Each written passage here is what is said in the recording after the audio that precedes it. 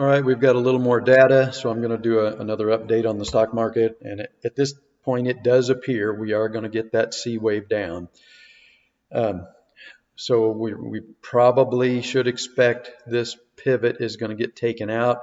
And as I've said in some of my other videos, I usually expect at least a 38% retracement. And since we're talking about a larger intermediate degree cycle here, then I'm going to use the Fibonacci measurements from the last intermediate cycle low. So the 38%, which I would think would be like a minimum, is down here around 4,200. So there could be,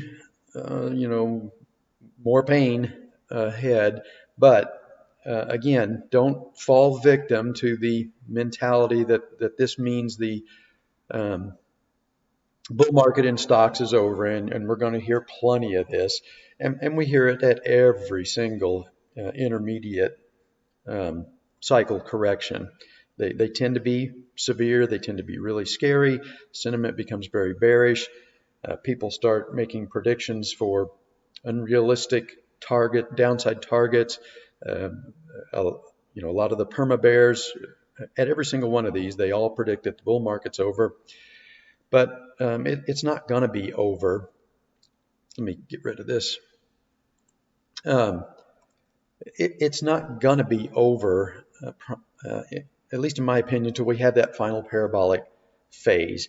And when the bull market is over, it will almost certainly come as a left translated intermediate cycle that then undercuts the previous intermediate cycle low. So we would have a failed intermediate cycle, and that's not going to be the case here. This is an extremely right translated cycle. It rallied for like 25 weeks. This is not a final bull market top, but the perma bears are going to claim that's what it is, and so they're going to get caught again when this bottoms, and then we turn and go back up and start making higher highs again. So let me widen this chart just a bit. All right, so you can clearly see we haven't really had anything since October of last year, or actually September of last year, that qualifies as a true intermediate cycle low. And I think a lot of this just has to do with the Fed pumping $120 billion a month into the market. And so you get these really stretched, really extreme rallies. Corrections are very mild. And then all of a sudden you'll get a really severe one. And I warn people that these runaway moves, they tend to have some kind of a crash event at the end. And we did have a semi-crash here, and then the question, of course, was whether or not we would get a B wave bounce and a C wave down, and I think we're getting our answer now. We probably are going to have a C wave down before this is over. But again, we're just getting a completely normal intermediate cycle decline, a profit-taking event. And every one of these profit-taking events, there's always some kind of a news story that is used as the excuse for why this is happening. You could blame it on the was it Evergrande in China blowing up, or the debt ceiling, or whatever you want to blame it on. There's always a news story that pops up that's used as the excuse for why the market is moving down into an intermediate cycle low, but really all it is a profit-taking event, and once it's done, then the market's going to turn, and we're going to go back up and make new highs again. But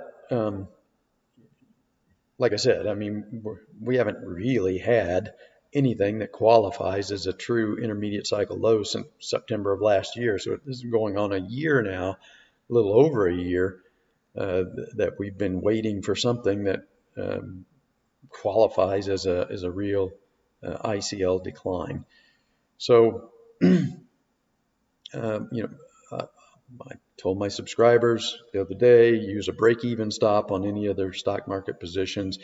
Definitely use a hard stop on any break of this pivot right here because I think this is a daily cycle low. But any break of this is a lower low, and so it's would be a failed daily cycle. So if you didn't want to use a break even stop on positions that probably would have gotten you out yesterday, then you have to have a hard stop right here. Any break of this is confirms a failed daily cycle in progress and an intermediate cycle decline in progress. But I think at this point, we probably already have enough confirmation to make that determination and just get out of the way and let this thing run its course, and then try and buy after we get some sign that the bottom is in, and then we'll be in position for the market to go back up and make higher highs. And I still believe we need that parabolic run in the tech sector and in the FANG stocks in particular before we can finish this long-term secular bull market.